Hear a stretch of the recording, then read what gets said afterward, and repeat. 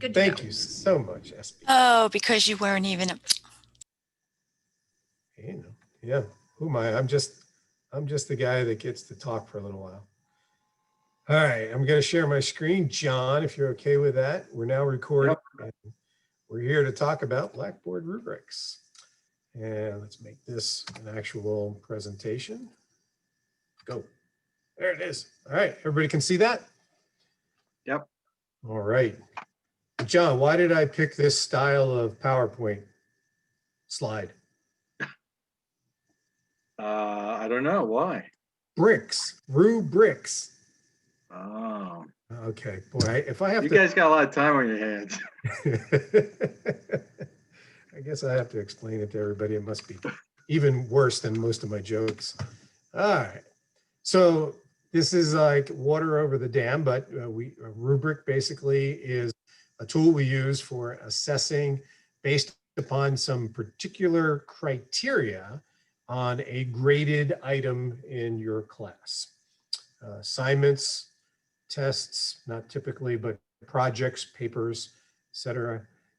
And we normally show a rubric before we even provide or ask for a submission of a graded object. So a student is aware, all the students are aware of what the expectations are. So it really becomes a fantastic guide for them to actually produce an appropriate assignment submission, discussion board submission, as John mentioned he uses, etc. But the real beauty, I think, is that you can also grade with a rubric as well, and allows for a much more discrete and defined or refined mechanism of feedback for a student to see, which particular areas of the submission were high quality and which ones were a little less quality. And indeed, at the same time, add some information into the rubric that says either what they did well or what they might have missed. So it's a combination of scoring and providing text feedback simultaneously, which I think is pretty cool. And if you've used it for discussion boards, John, I would imagine, this is just me thinking, with a discussion board, you don't want to have too many criteria. Is that true? Or how many would you say you have for a discussion board? There's probably like 4. Okay. And across the spectrum of each of those 4 criteria, what do you have, 3 levels or more? Yeah, they're like 4 levels, one being the worst, like corresponding to a grade, like 1 point out of 4, is poor, and then it gets better up to 4 being the best. Okay. And I think too, if we're trying to be as fair as we can be and equitable across the board to all of our students, hopefully using a rubric can help you do that in a consistent manner and be as impartial as possible. The one thing that I'm not sure too many people know about impartiality is some of your gradable items in Blackboard can be graded anonymously. So you can choose to do that in the grade center if for whatever reason you think that knowing who it is you're grading might somehow have an impact on how you grade, either better or worse. So keep that in mind, that you do have that little feature in the grade center to grade anonymously in most cases. All right, so obviously the big elements are to have some objectives that can be measured for the graded objects, to provide that range of performance. John said, I'll give you 1 through a 4 possibly, but indicate, well, what is it that you do that will give you a 1? What is it that you do that will give you a 2? So you have to have that range, and you have to have the criteria within each level as a part of that range. And of course, the criteria have to be stated. We won't look at it for much, but know that I do have a resource here for you. If you want to look at a checklist for quality rubrics, all we have to do is click on this, and I'll share this with you, John, and hopefully it'll bring us to this site. Put it up in our OneDrive, and you can see that it's yeah, just a quick checklist that we had gotten from this site down here that you can see at the bottom, which might be helpful if you're trying to be a little bit more particular and address the process of getting a rubric that is up to higher ed snuff. I'll show you this one too while we're at it though, but it's in another slide. But since I'm up here, there are some samples here at this particular site, which I've put a link to in the actual PowerPoint. And then, have you heard of QM, John? No. No? Okay, so QM is a institutionally based consortium, I guess we'll call it, that monitors and develops standards, particularly for online courses.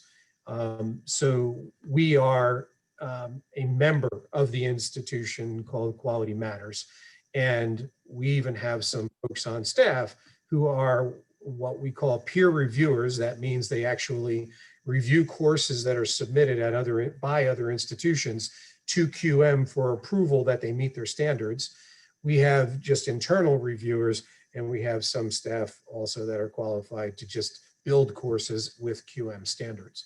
And the idea, the objective, of course, is to follow these guidelines or standards for a more or less Quality Matters badge. And even if we don't, we actually have to have the course approved for it to be officially a QM course. But even if we don't get it badged, which does actually cost some money, we at least are following the guidelines that QM has raised. And most people in higher ed online learning feel that they're good guidelines. But I have a particular subject page here about rubrics. I just wanted to bring it to your attention. So going back to our presentation, you can have different types of rubrics. Not meant to get into it here today, but obviously they can be any form of analytical, holistic, task-specific, developmental, or generic.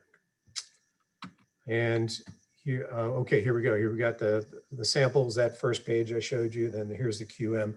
And your biggest resource for anything as far as Blackboard rubrics are concerned, which is what we're going to get into here, is obviously the Blackboard help site.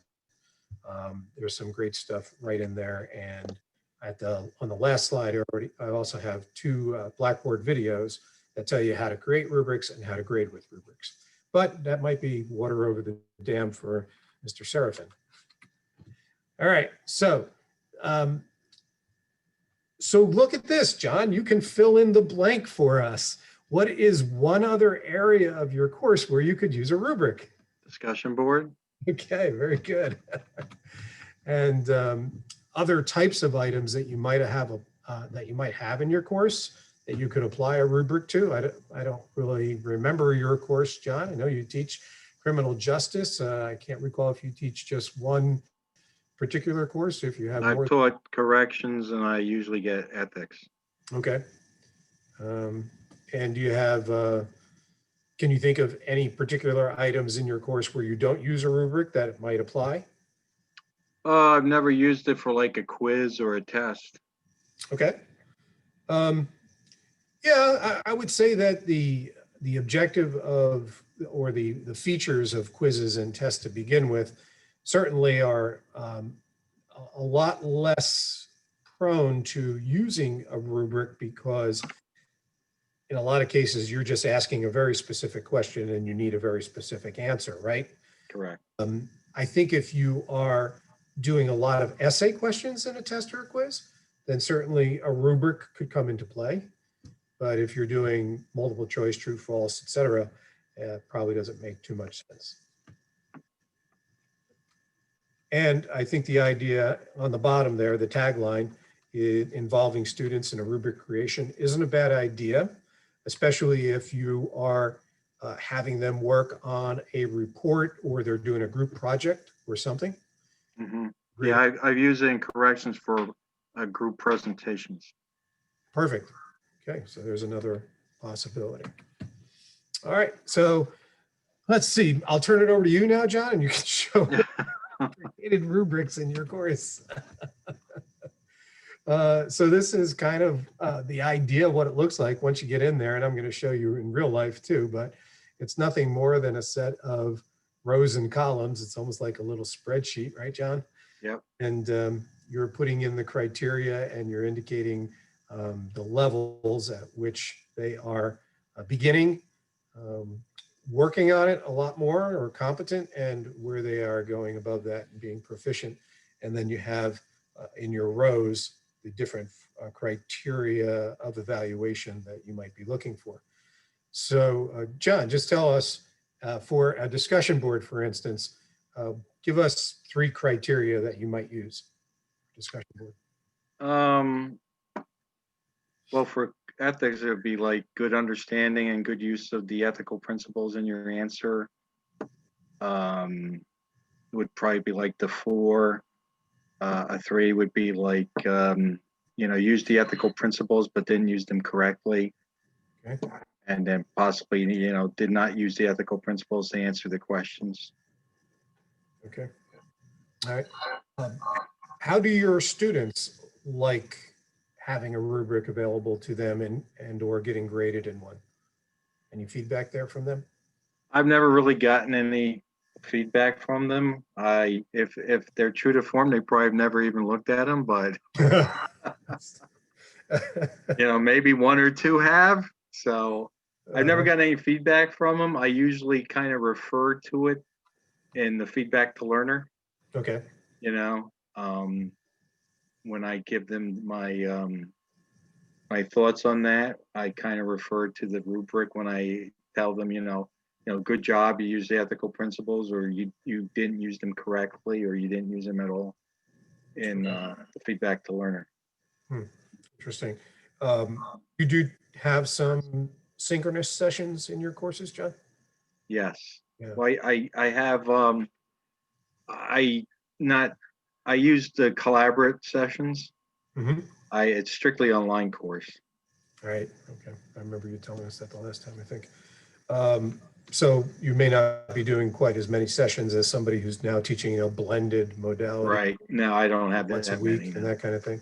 But I'm just thinking, if you're hoping that your students will engage a little bit more with your rubrics, maybe it wouldn't be a bad idea to, in one of your sessions, to take 10 minutes or so to sort of really show them how they can access it and, what kind of information is there, and be sure that they understand how they can help themselves by paying more attention to that criteria.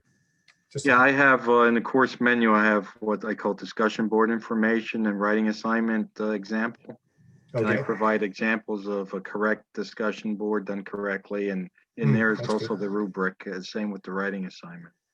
All right, that's fantastic. All right, and the process is pretty simple. As you go down your tool panel, right, you're looking for the rubrics tool and creating.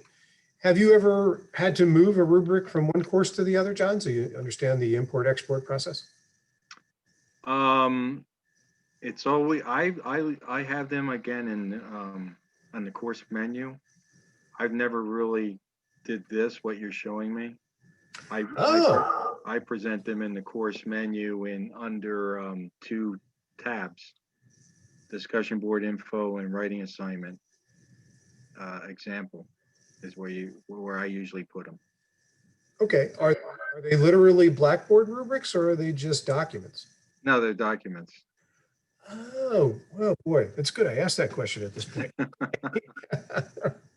So, I mean, actually, that's a perfect perspective to take here. I would imagine that certainly some faculty do have a rubric orientation of some sort, but I think what we're trying to show you here is that the Blackboard tool, rubric, that's here inside of Blackboard can be very beneficial for you. And you mentioned the feedback and comments that you're making when you're grading something. That can be part of this actual Blackboard rubric, and your students will see it. So let's go back a second. So this page here is not something you're that familiar with, right? No. Oh, No, I mean, mine looks like this with the columns and the rows, but sure. Yeah, I think it's not in Blackboard. right. I think if we look at any rubric, it's basically a matrix of a tic-tac-toe board, I like to say sometimes. And you're just providing the criteria and rows and the proficiency and the columns. But the Blackboard, particularly this Blackboard rubric, is really important because it allows you to grade with it when you're actually doing your grading. And it's an integral piece to either the assignment, discussion board, whatever. Okay. So Okay. said, here's how you start the process. And a little unfortunate that there's not some type of capability or conversion where you can say, hey, John has these Word doc rubrics. I want to just quickly make them into Blackboard rubrics.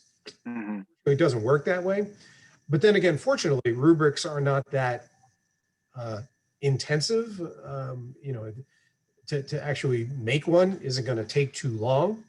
And this is the process that you would use. You would basically click on create rubric, give it a name and a description, and then add the grading criteria into it. Now, what I would suggest is as you're building your rubric, that is filling out these components, you've got your Word doc open over here, right? Right. Copy and paste. Right? Mhm. So it's not like it's going to take you that long. You're not typing everything in every one of these fields. You're basically going to copy and paste from your Word doc into this tool that you're editing inside of Blackboard. And you can have as many rubrics in Blackboard as you want. And then you apply the rubric to whatever graded item you've got, whether it be a discussion board. And you could have different rubrics for different discussion boards if you want. But you apply it to the discussion board, you apply it to an assignment, you apply it to a paper or a report project. Okay. Right? But this is how you get started with it right here. So let me see. Let's move to an actual course.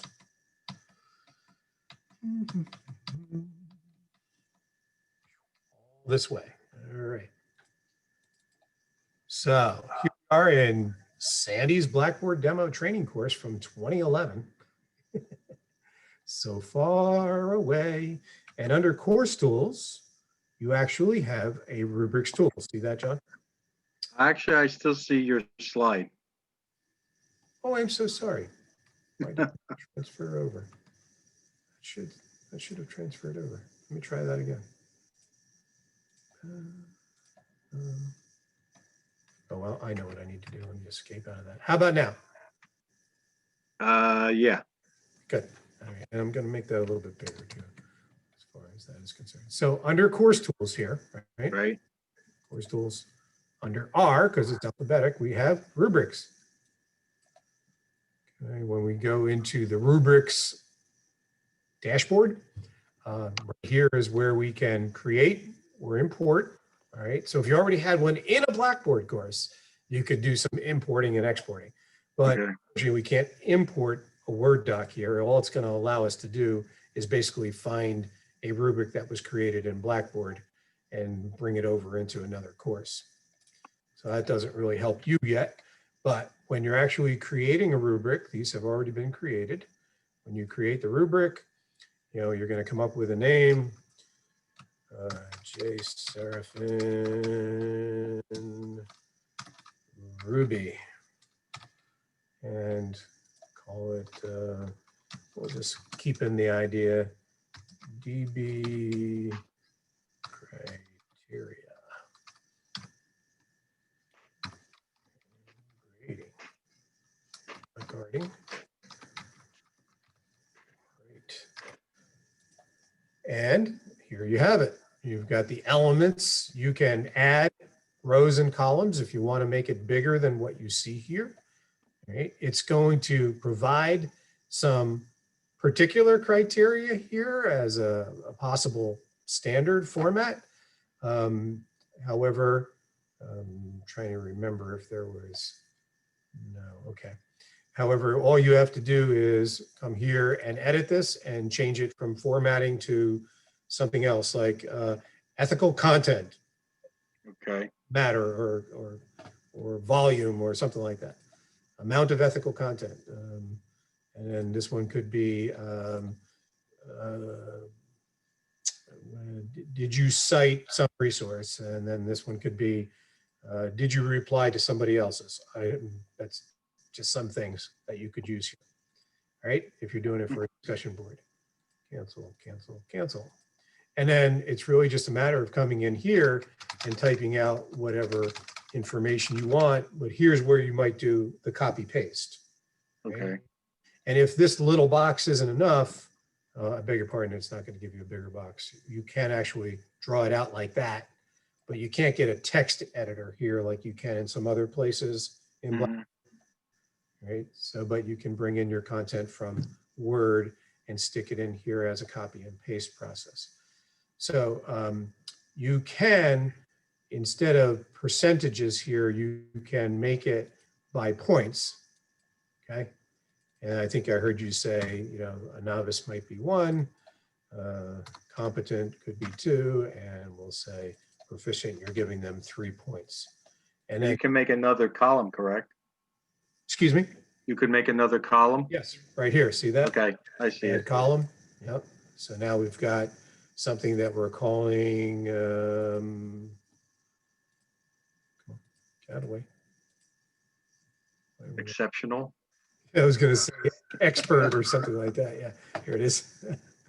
So this will be 4 points, and we're going to call it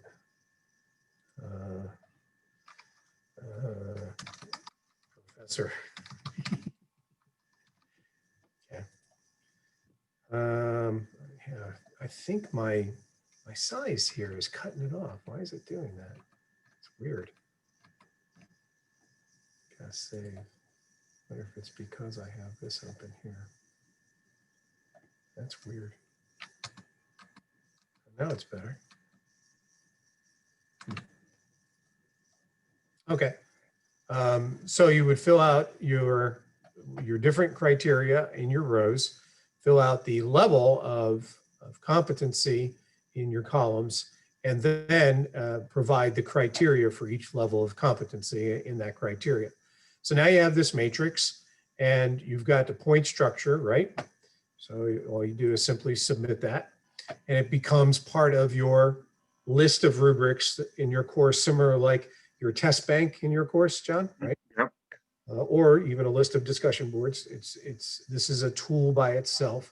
And now you need to apply that tool to something. So if you're going to do it in discussions, for instance, let's see, we have this introductory discussion, right? We are going to grade it. Let me just go and edit and see if this one actually does have any kind of rubric applied. And it already does.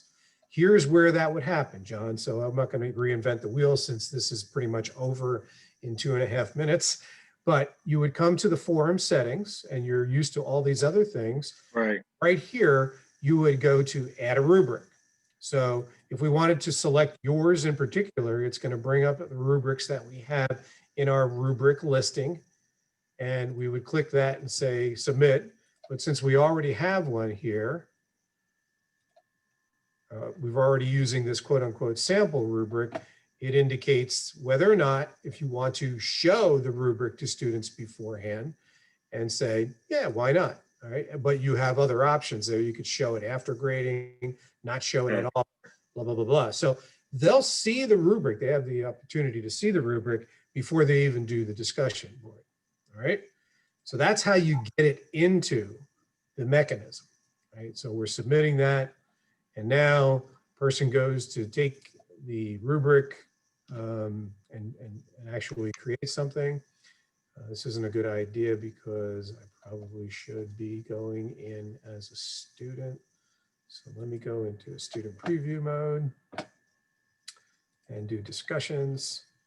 Go to introduce yourself. And it's not even allowing me. I don't know. I didn't look at all the parameters on that particular one. I picked a bad example possibly. Sorry about that. But the idea is the student goes to do their particular discussion and they go to create a thread, blah, blah, blah. And they should be able to see the rubric right here. I can't do this one. Try it one more time with this other one again. Yeah, it's not allowing me to actually create threads. So this one probably didn't have the ability to allow for thread creation, just to reply. In any case, they'll actually see the rubric, then they can actually complete the thread, reply to something, whatever. And then when you go to grade, and I don't know if you grade your rubrics through the discussion area, John, which you can do, of course, or if you go down to the grading center and you could have a smart view here, or you just simply go through the full grade center, look for a discussion. Let's see, that's an assignment. Let's see where we have that discussion intro.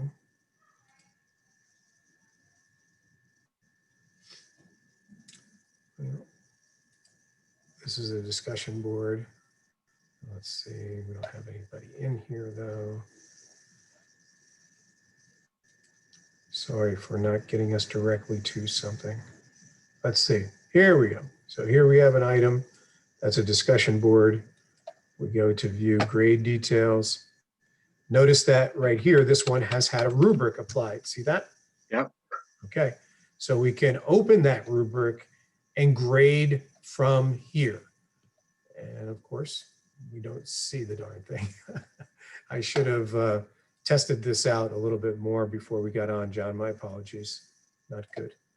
All right, but you would actually see the rubric here. Oh, there's two rubrics. That's why there's more than one rubric. So we click on that button, and now we can see this rubric in its entirety, and we're doing it for the particular student at hand here, and we can apply the items accordingly here, give scores. We should be able to come in here. Not sure why I can't actually modify this. Here we go. Here's one we can modify. No. I can't seem to modify it. And I don't know why. Well, you'll be able to do so yourself. Here's where you would actually get the rubric. You could put the information in here, indicate, which level of each category or criteria that student did for that particular discussion board. And so those checks are I'm grading. Those checks are the ones that you're picking. So, you're for that particular discussion board. Correct. So you're in this discussion board. The first criteria is formatting. You're saying that particular discussion board, this person did it at a novice level for formatting. Okay.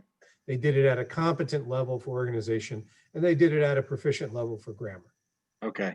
And they'll get the points accordingly to how you've had the rubric set up. Got it. That's all you do. You're scoring it right here. Although, beg your pardon, it's not my bad. That's just viewing the rubric, John.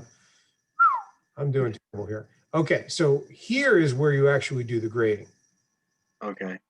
So what we're going to do is grade by rubric. Here's the actual sample rubric. It gives you the information on the different things, and all you have to do is pop in these components here, and then it should bring up the points while it's doing a percentage on this particular one. And then you say save and submit. Okay. So now this person has a rubric, and if I could go in as her. So for instance, if I go back to student view, I can go to my grades as the student, whoever that was. Mm-hmm. And I'm just going to look and see if there was anything here. I'm not the same student as that person was that we were just looking at. I'm looking for intro.